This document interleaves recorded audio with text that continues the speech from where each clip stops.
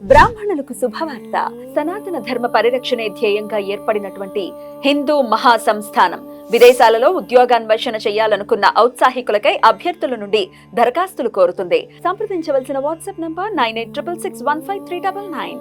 నమస్తే, welcome to our channel. నేను పద్మిని. ప్రస్తుతంతో పాటు ప్రముఖ ఆధ్యాత్మికవేత్త, ఆస్ట్రోన్యూమరాలజిస్ట్, ఎనర్జీ వాస్తు స్పెషలిస్ట్, శ్రీ విద్య ఉపాసకులు శ్రీమతి జయప్రద గారు మనతో పాటు ఉన్నారు. మాట్లాడదాం. నమస్కారం అండి. నమస్తే అమ్మ. శ్రీమాత్రే నమః. రైట్, బోర్డు మీద ఆల్రెడీ రాశారు. సెప్టెంబర్ 1వ తారీఖు నుంచి అక్టోబర్ 1వ తారీఖు వరకు రాశిఫలాలు చెప్తున్నారు. రైట్, మరి ఎలా అండి, ఒకసారి గోచార ఫలితాలు ఎలా ఉన్నాయి, గోచారం ఎలా ఉంది, అలాగే ఎన్నాళ్ళ ఈ గోచారం వల్ల ఎంత రిజల్ట్ అనేది ఉంటుంది? ఎందుకంటే చెప్పారు కానీ మాకు జరగలేదు అనేది వినడానికి ఒక ఎందుకంటే ఇంత కష్టపడి స్టడీ ఇది డెఫినెట్ గా చెప్తూ ఉంటే ఎందుకు అవ్వలేదు అనేది వింటే మాత్రం ఒకంత ఆశ్చర్యంగా అనిపిస్తుంది. అసలు గోచార ఫలితాలు ఎంత రిజల్ట్స్ ఇస్తాయి, అసలు గోచారం ఎలా ఉంది? తప్పకుండా గోచార ఫలితాలు అనేది మనకి మన జాతకంలో జాతకం ఉంటే 100% ఈ గోచార ఫలితం అనేది మనకి 10 నుంచి 15%. అంత తక్కువ.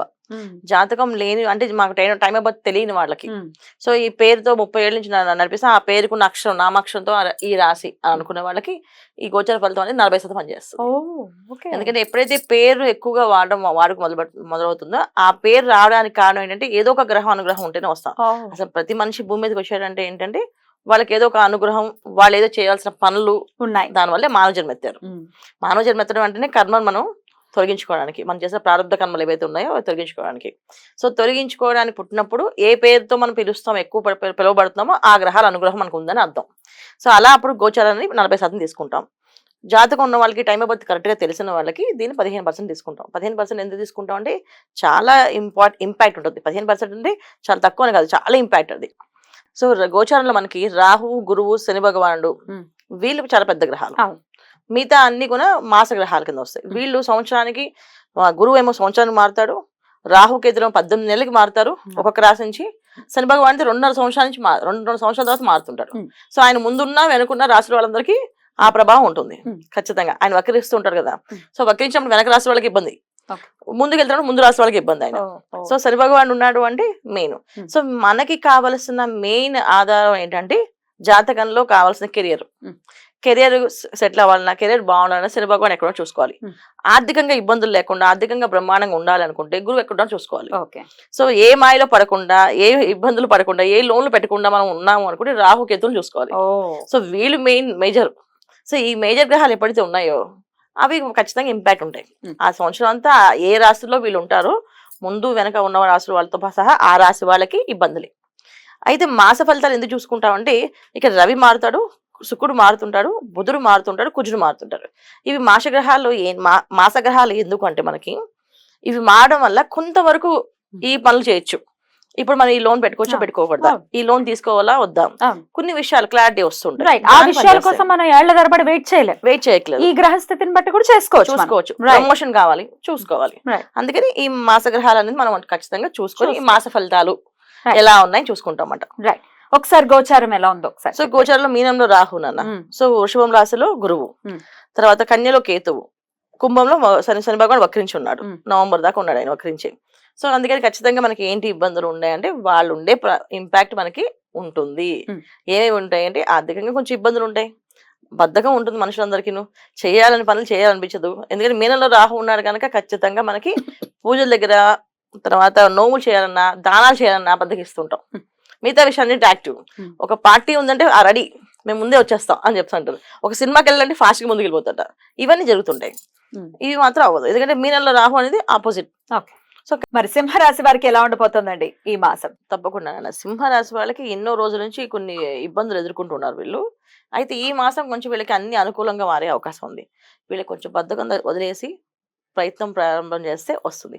వీళ్ళకి బద్ధకం మాట రెండు వదిలేసి చేయాలి పనులు. ఎందుకంటే సింహరాశి వాళ్ళకి ఎంత యోగం అంటే వాళ్ళకి నక్షత్రంలోనే రవి బుధుడు కలిసి ఉన్నారు. సో రవి బుధుడు కలిసి ఉండడం అంటే ఏంటి, బుద్ధి ప్లస్ పదవి రెండు కన్నా వచ్చే అవకాశం ఉంది. సో ప్రమోషన్స్ కోసం ప్రయత్నం చేసే వాళ్ళకి వాళ్ళు వెళ్ళి అడిగితే ఈసారి వాళ్ళకి ప్రమోషన్ వచ్చే అవకాశం ఉంటుంది. తర్వాత వ్యాపారంలో ఆర్థికంగా ఇబ్బందులు లేకుండా బయటపడాలి అనుకునే వాళ్ళకి మార్గం దొరికే అవకాశం ఉంది. సో పరిహారం ఏదో ఒకటి చేసుకోవడం, లేదా అడగడము, మా వ్యాపార అభివృద్ధి అవ్వడానికి ఏం చేయాలని జ్యోతిష్యులు అడగడము చేయడం వల్ల వీళ్ళకి వ్యాపార అభివృద్ధి ఉంది. తర్వాత వీళ్ళకి లాభస్థానంలో కుజుడు, లాభస్థానంలో కూర్చుని ఉండడం వల్ల కొంచెం లోన్లు తర్వాత అమౌంట్లు ఎప్పటి నుంచో పెట్టిన పెండింగ్లు ఉన్నవన్నీ కూడా రిలీజ్ అయ్యే అవకాశం ఉంది. ల్యాండ్కి సంబంధించిన ఇబ్బందులు ఏవైతే ఉన్నాయో అవి కూడా వీళ్ళకి రిలీజ్ అయ్యే అవకాశం ఉంది. ద్వితీయంలో శుక్రుడు ఉండడం వల్ల ఏంటంటే కొంచెం ఇంట్లో ఒక మంచి మంచి విషయాలు శుభకార్యాలు జరిగే అవకాశం ఎక్కువగా ఉంటుంది వీళ్ళకి. ఎందుకు జరుగుతుంది అంటే అమ్మాయిలు కానీ అబ్బాయిలు కానీ పెళ్లి సంబంధాలు వెతుకుతూ ఉంటే పెళ్లి కుదరడం కానీ, ఆ పెళ్లి తన గురించి మాట్లాడడం కానీ, లేదా శుభవార్తలు ఇంట్లో వినడం కానీ, ఇంట్లో సంతాన భాగ్యం కానీ సౌభాగ్యం కానీ రావడం కానీ జరుగుతుంది.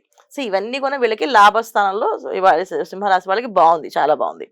సో వీళ్ళు చేయాల్సిన పరిహారం ఏంటంటే వీళ్ళకున్న బద్ధకాన్ని మొహమాటాన్ని పక్కన పడేయాలి.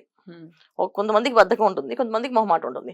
అరే ఎప్పుడు ప్రయత్నం చేసినా అవ్వదు, ఇంకా అవుతుందని నమ్మకంగా లేదు అని వదిలేసే వాళ్ళు కాకుండా ప్రయత్నం చేస్తే ఖచ్చితంగా బ్రహ్మాండంగా పనిచేస్తుంది. ప్రయత్నం చేయడం వల్ల వీళ్ళకి ఎంత లాభం ఉందో అంత యోగంగా ఉంది ఈ మాసంలో చేసుకోవాలి. ఎప్పుడైతే రవి మారాడో ద్వితీయంలోకి మారుతారో మళ్ళీ 17వ తారీఖు నుంచి రవి కన్యలోకి వచ్చేస్తాడు.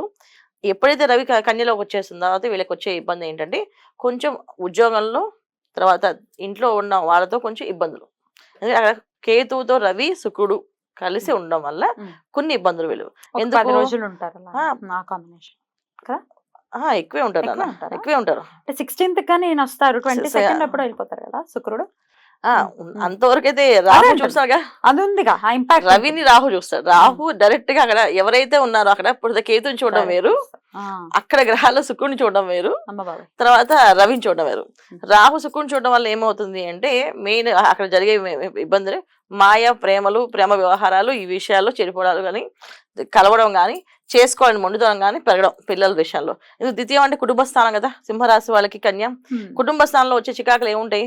నేను ఇష్టపడ్డాను చేసుకుంటానని, లేకపోతే వెళ్తానని, లేకపోతే వీసా కోసం డబ్బులు కట్టి ఆ డబ్బులు రాకపోవడం, మోసపోవడము, ఉద్యోగం కోసం డబ్బులు ఇచ్చి మోసపోవడం, ఇవన్నీ రాహు శుక్రుని చూడడం వల్ల జరిగే అవకాశాలు ఉంటాయి.